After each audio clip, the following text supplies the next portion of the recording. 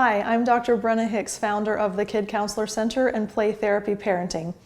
Today I wanted to share a very interesting story with you, and it correlates to not only something that happened to me at a chiropractor's office, but also how I was able to acknowledge something that I know and that I deal with on a weekly basis in my practice. And I think it's very helpful and important for you as parents to understand the implication of this thought. So let me backtrack a little bit to talk first about what I typically ask when a parent comes in to meet with me for the very first time. So I provide an initial consultation where parents come in and I let them start, and I basically just say, share with me what you think is relevant or helpful for me to know about history, background, what your current concerns are, things like that. So as parents are disclosing things, I typically get behavior, emotion, things about school, etc.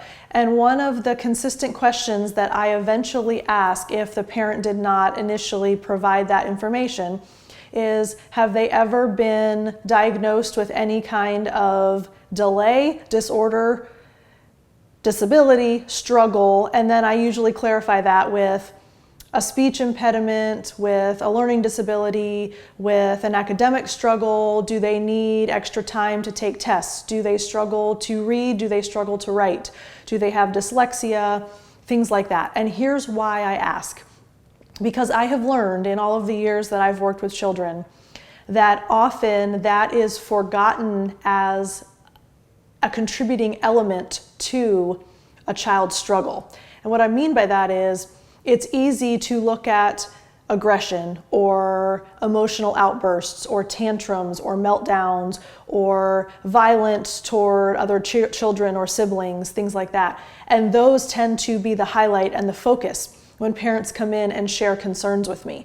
But what has been a consistent common thread throughout a lot of the children that end up in therapy with me is that they have some kind of differentiating quality that makes them feel inadequate in relation to peers.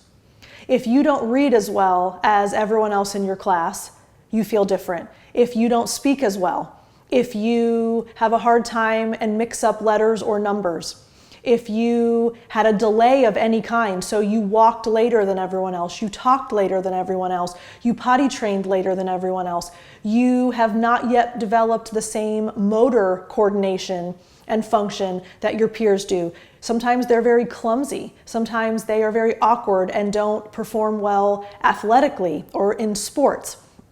All of those things start to make the child feel different. And different from an adult perspective is just that, different.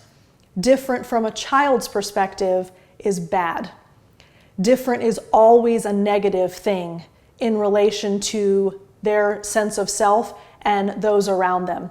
So now that I've set that stage and helped you to understand why I ask that question and how that really does put a huge burden on the child for feeling abnormal and feeling less than everyone else, I want to share what happened in the chiropractor's office. So I'm waiting in the room for the chiropractor to come in, flipping through a magazine, and there is a story on Henry Winkler, who played Fonz. That was probably one of his most famous roles.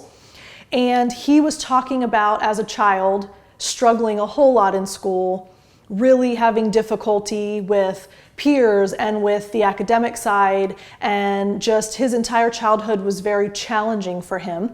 And I'm actually quoting a couple of the sentences that he said in that article.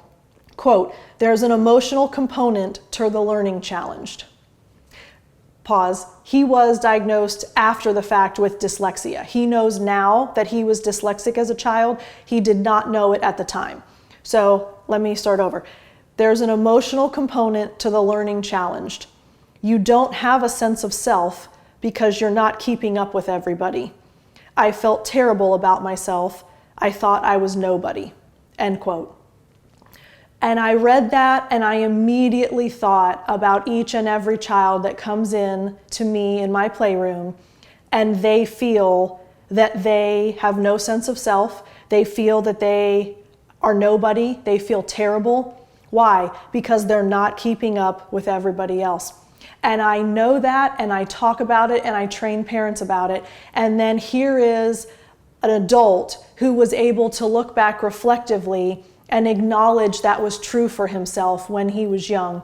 That was really powerful to me, to have that validation of what I already know about what is true for kids.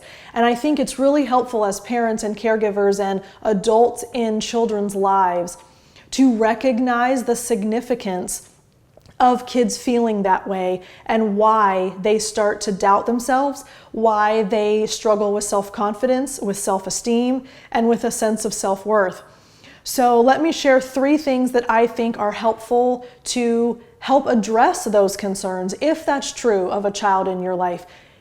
And even if you don't necessarily see evidence that they're struggling, but you know that there has been a delay or a disorder or something developmental or something academic with a learning disability or something like that, please take these thoughts and these suggestions and begin to implement them even as a proactivity perspective, because there is always almost an underlying current of I'm not good enough and there's something wrong with me when that has been true for a child. So 3 tips that I think you will find helpful.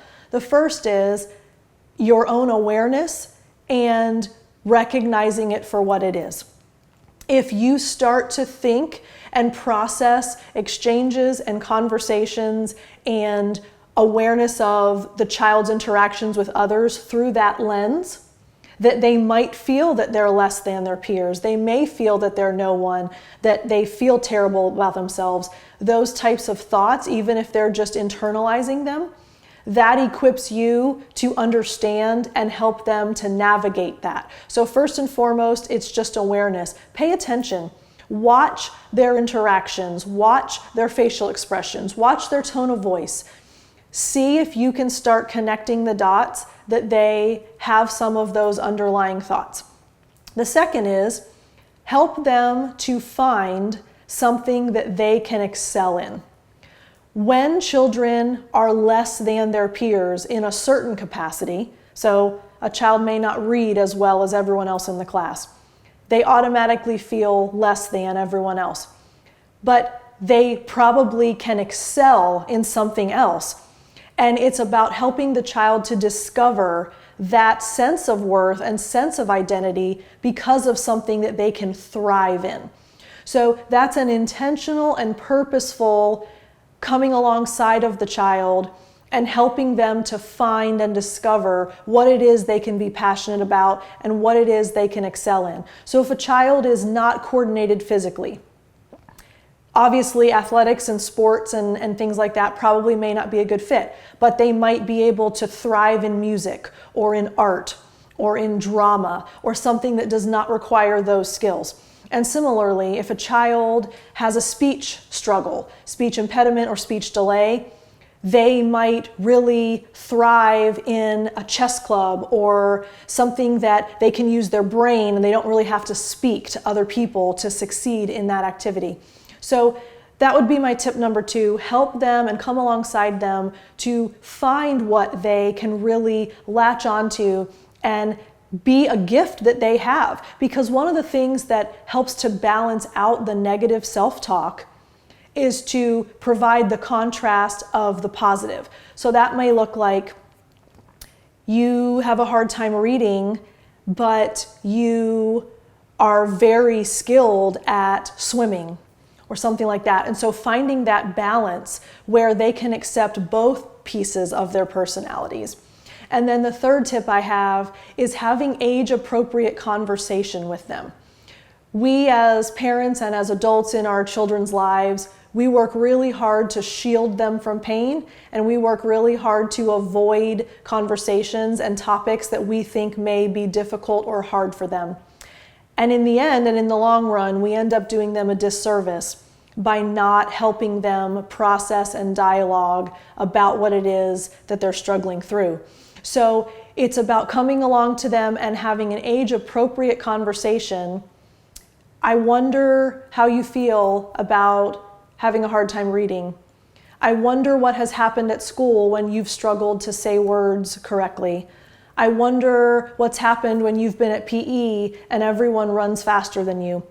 And those are really difficult things to bring up, and I know that. I live in that world of helping kids deal with difficult things. And as a parent, it's especially hard. But please know they have to sit in that struggle and solve the problem for themselves. We can't fix it for them. We can't make it better. We can't solve it. They have to feel within themselves that they are okay. And in order to do that, they have to be able to process it, and it has to be dialogued with someone that can offer some perspective. So open up that conversation with I wonder statements. Please don't ask them questions. Kids live in their emotions, they don't live in their heads, and questions put kids in their minds. So use I wonder statements. I wonder what that was like. I wonder how that felt. I wonder what happened. So that opens up the dialogue. They may not be comfortable right off the bat. They may not want to talk about it right away. And that's okay. But what you're doing is showing them that you're available if they want to, and that the door has already been opened on that topic. Often kids will protect us from their deepest pain because they're worried it will upset us.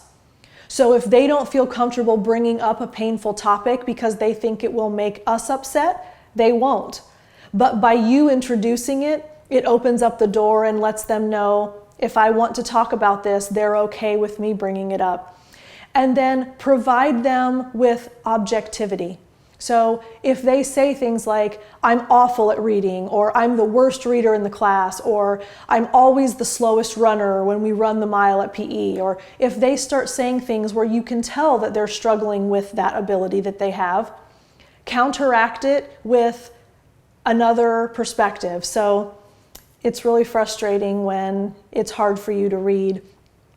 But I noticed that you were the fastest to climb the rock wall. Or I noticed that whatever you have seen them thrive in, it gives them the other side where they can have a little bit more perspective that, yes, I do struggle with that, but I'm good at this. And that helps them to see that you can accept all parts of yourself and you can be okay with every part of you, even when you tend to dwell on the negative, because that's what we do as humans. We focus on the negative rather than the positive. So you can provide the positive perspective and help them see the other side. So if you love a child that has any of these struggles where they have probably felt that they are less than everyone else as a result, I hope that you find these 3 tips helpful. And if you enjoyed this video, please like it. And if you have comments or questions, please leave those for me in the comment section. I would love to hear from you. Thanks so much for watching. I'll see you again soon. Bye.